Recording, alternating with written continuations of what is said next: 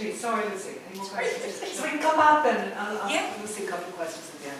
Okay, Lucy, you're on. Okay. So this is Tara. Tara's been playing the harp for about 4.5 years now.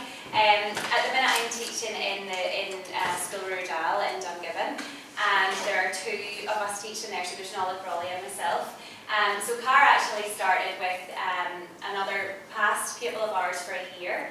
Then she went to Nola for 1 year, then came to me for 2 years, and now she's back with Nola. So just like you were saying earlier, we would swap our pupils as well, just so that they're getting the best of both, I suppose. So Cara is currently studying with Nola, but she's kindly come up today for me to demonstrate. So normally we would start a lesson by playing a tune or two just to kind of get warmed up and loosened up. We've already done that, so we'll not do that now. And we've just had a wee talk through about what tune to choose today. So I'm going to teach a tune called Kate Britton's Welcome to Shetland. So I would normally start by playing the tune through once. And during that time, I would ask the student to listen out for how many phrases there are and repetition, so that they can get an overall idea of how the tune is made up. So I'll do that first. So.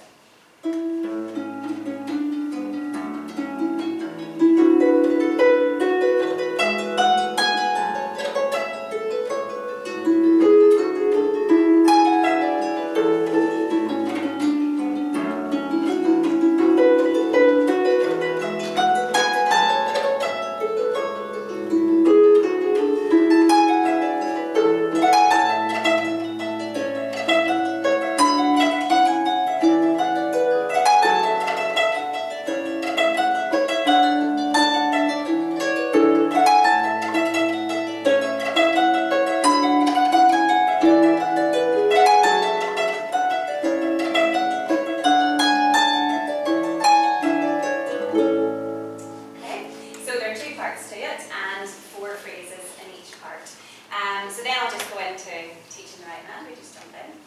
So if you repeat after me.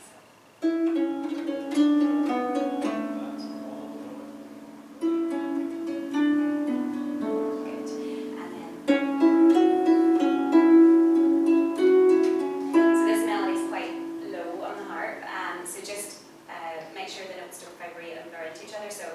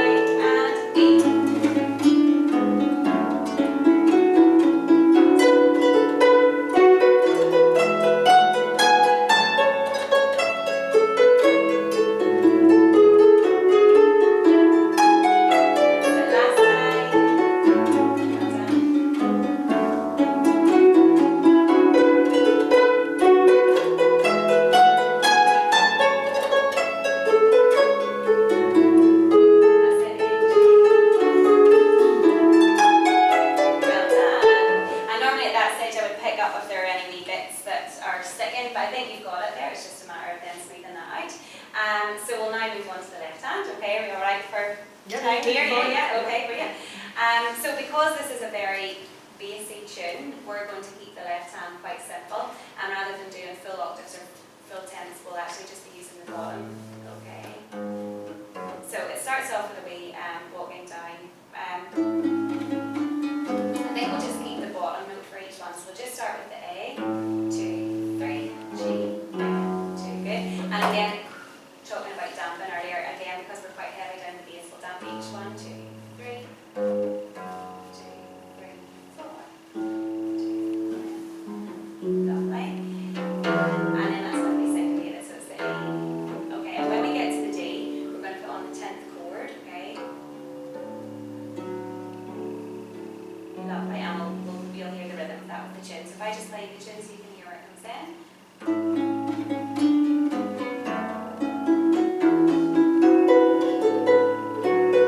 Okay, so try that. It won't make sense if we put them together. Do you want to just go and those together? Yeah? Okay, so just play the right hand first phrase.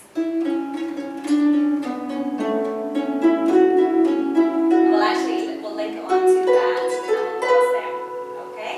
So 1, 2, 3, 4. G, F, E. Good. Now, so that's going to come in. It's going to come on the E. That's syncopated. Okay. Then this wee bit goes with your F. Okay, so it's the F, the A. Good, and then hold that F for the next F. Well done, okay. Try all that. 2, 3, 4.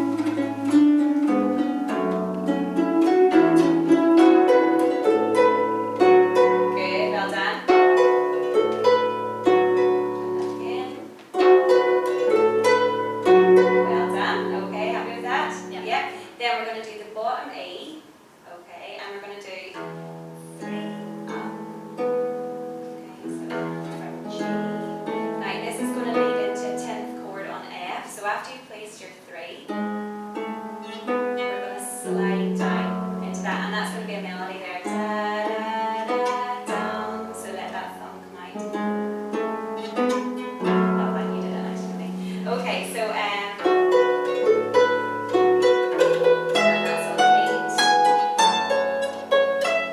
You've got a wee break there, okay? So from your F to B, 2, 3, 4. And then you're going for your bottom on that treble is your A, so just the bottom A. Good, and then placing your 3, and this is going to be in melody here with the right hand. Lovely, then we go on to our 10th on F sharp, good, and we've got, and we're going to go right down to 10th and C, and we might actually put in a wee chord here. Same rhythm as before. Now this has got an A in the middle, it's actually an A chord, okay?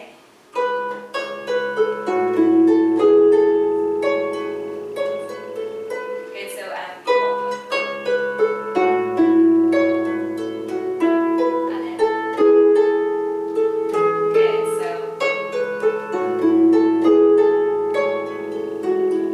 lovely, just watch that A in the middle. Good, well done. Okay, so can we go from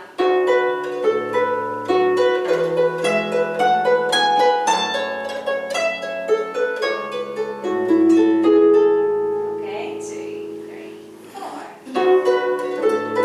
And then your bottom, remember that E goes in on that treble, good, walk in. And good. Well done. Well done. Now our last phrase, okay? Okay, so just straight octaves, D, C, and D, and E. Good, and it's going to hang on that E. Okay? Da, da, da, da, da, da, da. If we go from there.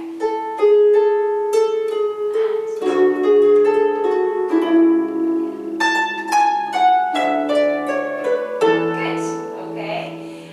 So we'll play that through a couple of times. There are wee bits in that might catch. I'm not overly concerned because we would do a video at the end.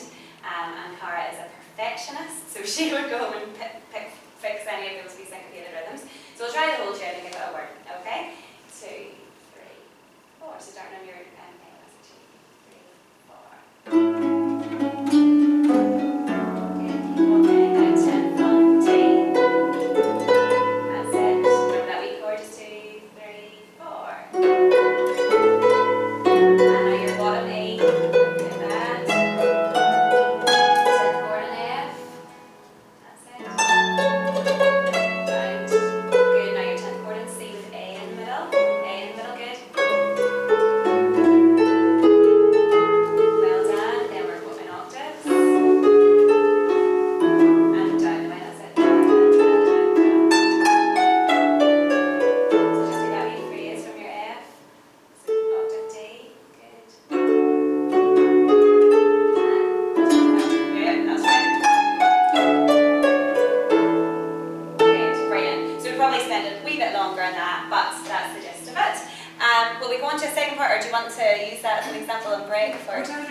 Any questions in terms of this? Well, it's really, Cara, you're fantastically good. I would love to ask you a couple of questions. Okay.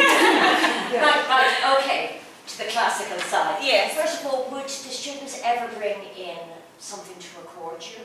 Yes, so at the end, now I've gone through, talking about the evolution of how you teach, I've gone through different approaches. I used to get the students to bring a notebook, and some would have been very reliant on the notebook and written everything out in letters with the left hand in a different colour. I'm all about colours. So they would have the left hand in a different colour, and they could write any fingers then above that. But then I found that they were becoming too reliant on that, and it was taken away from their memory, basically. You know, I would rather it go into their long-term memory. But now we've got, I used to use tape cassettes when I went to lessons with Jana. I know how old am I? It's not that bad, is it?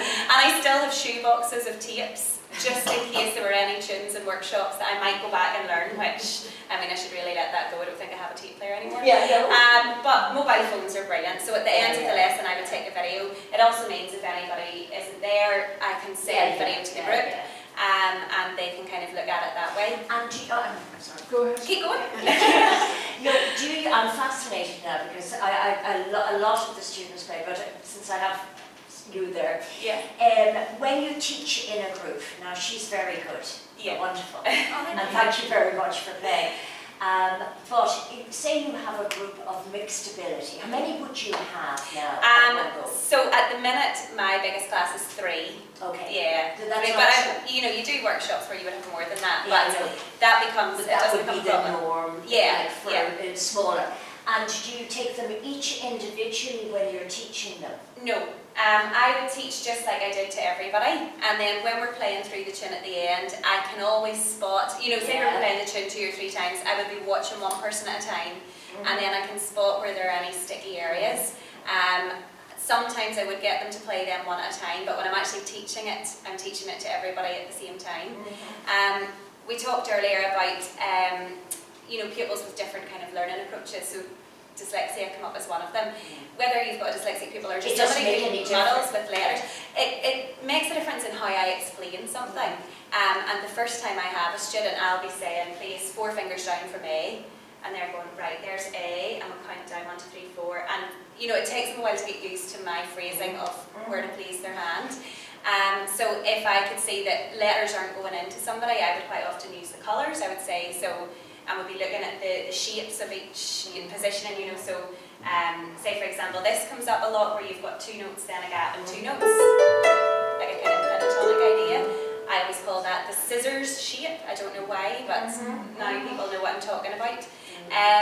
So yeah, whether somebody's responding or not, if I could be saying 4 down from A till the guys come home and they're not getting it, so then I would have to say, right, I need to change that up. You can also see when somebody isn't listening to a word you say and they're just listening to the music, so therefore I don't need to speak at all, I can just play the tune and they'll listen to it. You get that. Will they always take your fingering though, if they're not really listening to you? What I would do is let them figure it out, because that's all they want to do. Especially if you're teaching a tune that they've heard before, they've played in another instrument. they just want to be able to play the tune, so I'll let them get there through the first part, playing the notes. Then I'll go back and fix the fingers, because they're not going to listen to me because all they want to do is get to the end of that tune, and then they'll start listening to what I have to say. So you can kind of gauge when what they're responding to, what they're listening to, and yeah, that's good. Thank you so much. I noticed you were doing walking down your groups of 4 with 2 and 3, and that's not something that's not something we would do, is it? Depends on the phrasing, you see. Yeah, so I've never seen that done before. So do you bring your thumb over? Yeah. Yeah, so because this is a reel, it would be played at the speed of lightning, and there's no way. Well, I personally think if you're bringing your thumb over, it comes down to what you were saying to the girls, you know, try different things and what sounds good to you. For me, my thumb wouldn't come out a nice fleshy sound, it would be a bit, and I would demonstrate that, you know. When I bring my thumb over, it goes at a right angle, and I'm getting more of a... So that's a tradition, that's your hand position, where we would pass over high, into the thumb and then... Yeah, it's even to do with your hand position. But we would use the 2, 3, even the babies, once they get past the 2 1s, my next exercise is 3 2s, and they love walking down the harp. So that would be in nature. See, I don't do that till I come to do the funny scales.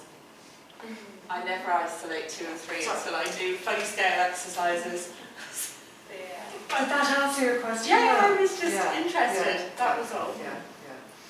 Anybody else? Comments? You see when you have a group Yes. and there is the levels and they're not catching up or whatever, like, you know, you have a finite time with them for that lesson time. Do you kind of, you can trust that because they have the recording, they'll be all right? Is there a certain amount of that? Yeah, absolutely. And I can see, I mean, one pupil's coming to mind. She actually will not play for me no, she will play for me in the lesson, but I'm teaching it to her. I can see she doesn't have it. Yeah. But I know that it's because she's feeling flustered and she can feel eyes on her. So I know that she'll go home and look at the recording and she'll come back with it.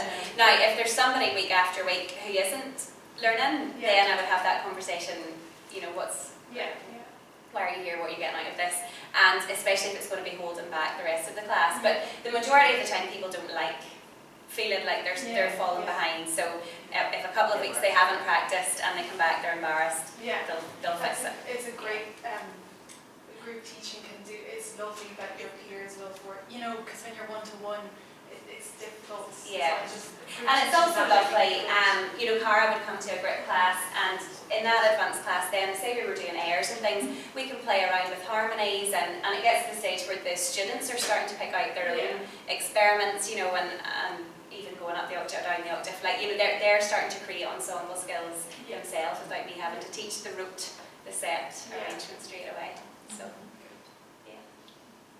And do you use scales or anything like that? Technical work? When it comes up in a tune, then I would isolate that and do that thing, you know, thinking about, you know, the Belfast hornpipe, for example. If there was something like that, or even working on a treble, if a treble was fluffing, as I call it, you know, we would isolate that and do maybe a scale. But we wouldn't sit and do scales, me personally, at the beginning of every lesson. You know, it's a different system, it's fascinating. Yeah.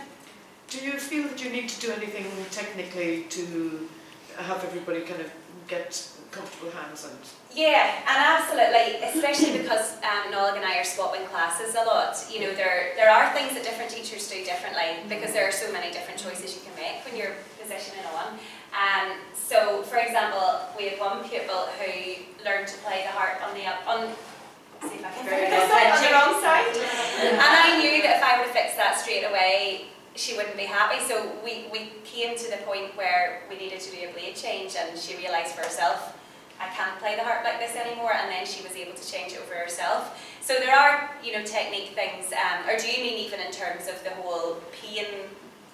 Well, obviously we're looking to avoid that, but in terms of building a safe kind of technique, or like if your hands are kind of playing more like that rather than getting the thumb up and over. Yeah. I mean, I might be a traditional player, but I would think the thumbs up and over and the fingers coming down would be an important part of healthy absolutely. play. And when I'm teaching from beginner level, I do make sure we get the technique right. And it's interesting, you know, it makes you think about plucking the strings on the harp is actually quite hard because the thumbs go in one direction, your fingers are coming the other direction. Chinese ball. Yeah, and it's only when you're right back at the very beginning teaching that you're really focused on it.